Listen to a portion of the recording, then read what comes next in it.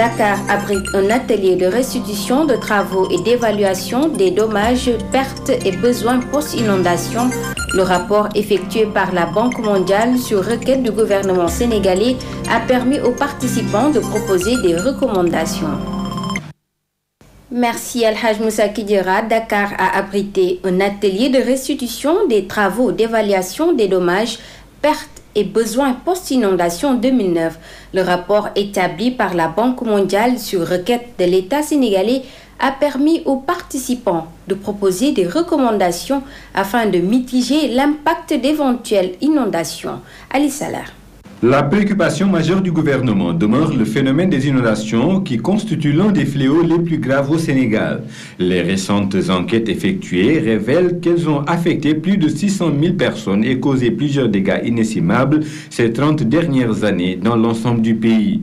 Sur demande du gouvernement, la mission résidente de la Banque mondiale a évalué les besoins de relèvement et de reconstruction des populations dans les zones de la capitale fortement touchées par la catastrophe.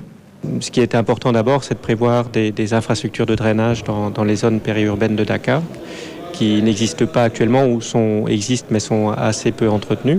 Il faut réfléchir au pompage des eaux de la nappe phréatique. Donc, il est important aussi d'intégrer davantage la notion de risque d'inondation dans la planification urbaine. Il faut prévoir le renforcement de la préparation et de la réponse d'urgence, donc à travers Orsec notamment. Et enfin, vraiment sensibiliser les populations, les communautés qui vivent dans ces zones au risque d'inondation.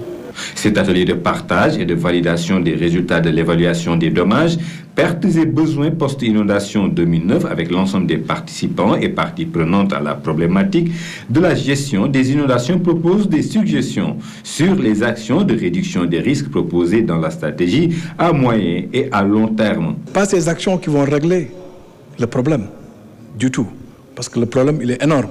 Il y a des actions à moyen terme et d'autres à long terme. Mais pour les actions urgentes, il y a déjà un problème de coordination des acteurs qui étaient sur le terrain, l'ONAS, Jaxaay, PRCPE, APIX. Il faut qu'on partage les études qui ont été faites et on coordonne les actions sur le terrain.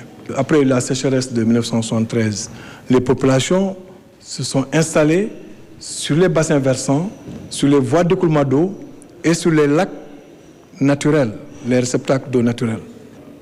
Maintenant, il faudrait dans l'urgence déloger ces personnes. Maintenant, d'ici 2010, on va continuer. Celles qui sont beaucoup plus exposées, avec le plan Jaxaay, on va continuer à les déloger et les remettre au niveau du site du plan Jaxaay. Cette évaluation conjointe des efforts des uns et des autres fédérés a permis de dresser un plan d'action de relèvement, de reconstruction et de réduction des risques, la sensibilisation sur les causes exactes et les impacts socio-économiques, l'implication de tous les acteurs pour une gestion durable et la définition des actions à mener pour mitiger l'impact d'éventuelles inondations futures.